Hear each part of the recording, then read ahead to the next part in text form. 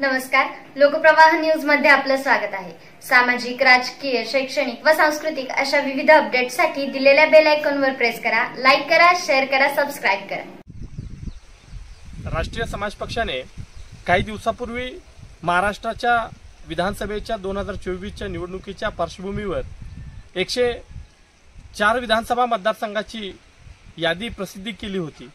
आज त्याच अनुषंगाने त्यामध्ये काही मतदारसंघाची 1-2-4 वाढ होऊन 109 विधानसभा मतदारसंघाच्या निरीक्षकांची नियुक्ती जाहीर केलेली आहे।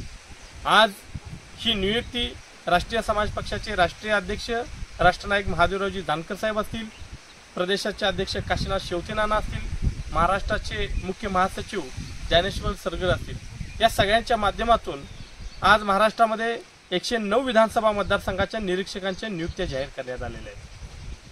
त्याच अनुषंगाने माझ्याकडे सांगोला विधानसभा मतदारसंघ व अक्कलकोट विधानसभा मतदारसंघाची जबाबदारी निरीक्षक म्हणून देण्यात आली आहे।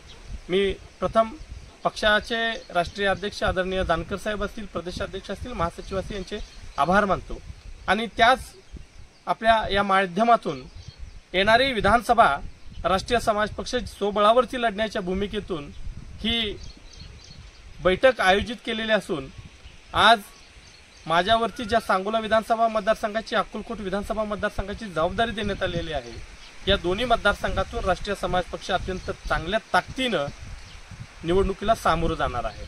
त्याच पार्श्वभूमीवरती येणाऱ्या 2 दिवसामध्ये या दोन्ही मतदारसंघामध्ये स्वतः जाऊन मी बैठका घेतोय।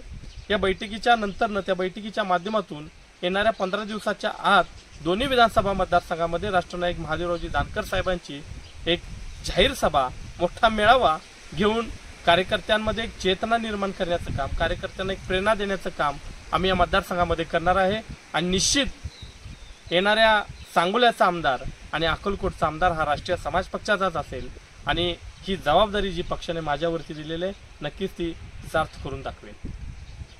पाहत रहा नवनवीन अपडेटसाठी लोकप्रवाह न्यूज, हाक तुमची साथ आमची।